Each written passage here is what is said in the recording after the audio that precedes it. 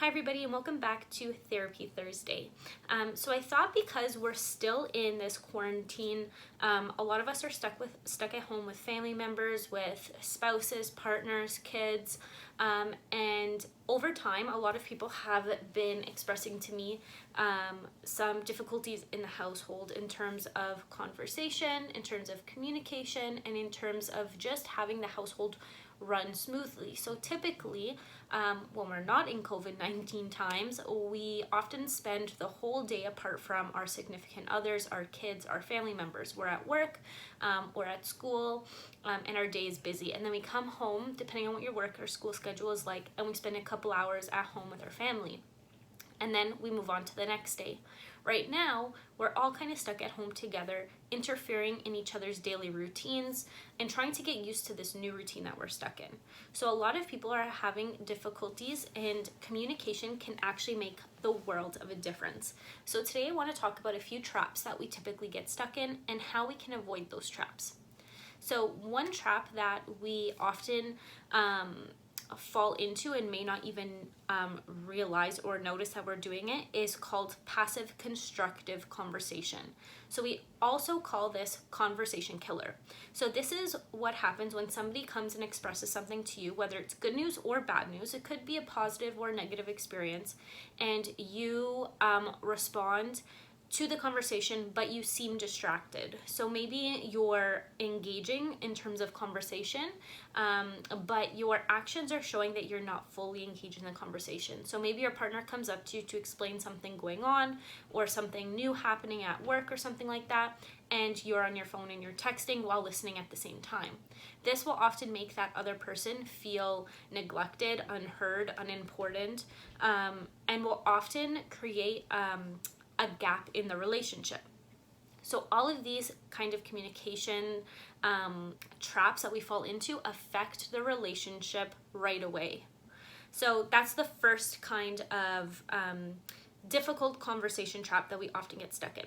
The second one that I want to talk about is called passive destructive. So this is a conversation hijacker. So somebody comes to talk to you about maybe something good or something bad that has happened during their day or a conversation they had with somebody, and you'll engage for a minute and then you'll say, oh, you know what? That reminded me, I have this good news to share.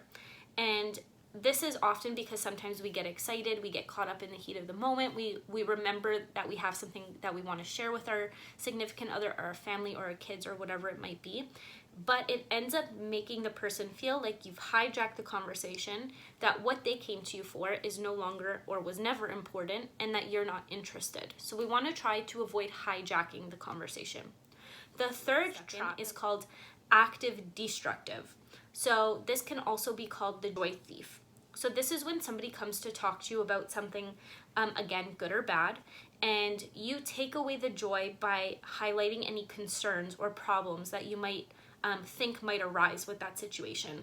So let's say you go to your partner to express that you have a new opportunity with work, and it involves a little bit of travel, and your partner then becomes I wouldn't say upset, but they become the joy thief by highlighting how now they're gonna have to take care of the kids and drive them around to all their evening activities, to school, picking up from school, that they're gonna have to make dinner. A lot of the stress and a lot of the pressure is gonna be on them, and that it's not fair.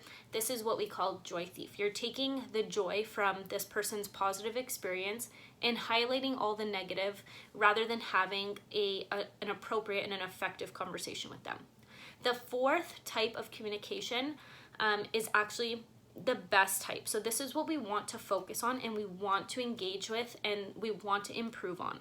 So this type of conversation is called active constructive. So this is a joy multiplier. This is when we go and we talk to somebody about something that is really interesting or exciting or really great, and that person adds to your excitement. They highlight how great you're doing, how exciting the opportunity has been.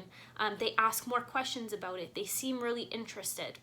And so the three past conversation responses that we talked about all create a gap in the relationship. It all, I would say, worsens the relationship and creates either animosity or hurt or upset between the people involved.